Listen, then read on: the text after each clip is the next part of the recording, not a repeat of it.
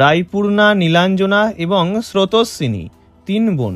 বিয়ের দিনই বাবার মৃত্যুতে নিজের কাঁধে পরিবারের দায়িত্ব তুলে নিতে হয় রায়পূর্ণাকে। 3 বোনের জার্নিকে কেন্দ্র করেই তৈরি হয়েছে মিঠিঝোড়া ধারাবাহিকের গল্প। এই কাহিনীতে অন্যতম গুরুত্বপূর্ণ চরিত্রে অভিনয় করতে দেখা গিয়েছে কৃষ্ণকিশোর মুখোপাধ্যায়কে। স্রোতের হবু শ্বশুরের চরিত্রে অভিনয় করছিলেন তিনি, কিন্তু আচমকাই বদলে গেল মুখ। কৃষ্ণকিশোরের পরিবর্তে অভিনয় করছেন বিপ্লব দাশগুপ্ত। কিন্তু হঠাৎ কেন ধারাবাহিক থেকে সরে গেলেন তিনি? জানা যাচ্ছে শারীরিক অসুস্থতার জন্যই এই সিদ্ধান্ত নিতে বাধ্য হয়েছেন কৃষ্ণকিশোর। কিন্তু কি হয়েছে তাঁর?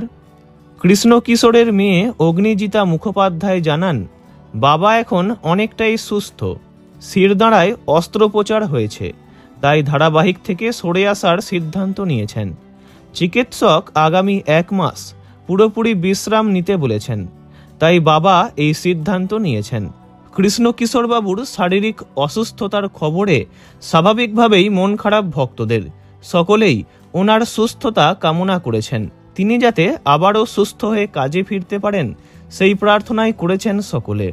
উল্লেখ্য, মিঠিঝোড়া ধারাবাহিকে ইতিবাচক চরিত্রে কৃষ্ণকিশোরের অভিনয় নজর কেড়েছিল সবার। স্রোতের সঙ্গে তাঁর হবু শ্বশুরের সমীকরণ পছন্দ হয়েছিল দর্শকদের। এমনিতেও 3 বোনের এই গল্প অনেকেরই পছন্দের, তাই রাতের দিকে সম্প্রচারিত হলেও টিআরপিতে খুব একটা ভাটা পড়েনি। খুব বেশি নম্বর না পেলেও তুলনায় ভালো নম্বর পেয়েছে এই ধারাবাহিক। অন্যদিকে রায় আর অনির্বাণের জুটিও মনে ধরেছে সবার। যে চরিত্রে অভিনয় করছেন আরাত্রিকা মাইতি এবং সুমন দে। মাঝে শোনা গিয়েছিল এই ধারাবাহিকও খুব অল্প দিনের মধ্যে বন্ধ হয়ে যাবে, তবে তেমনটা যে এখনই হচ্ছে না তা এতদিনে বুঝে গিয়েছেন অনেকেই। ভিডিওটি এই পর্যন্তই।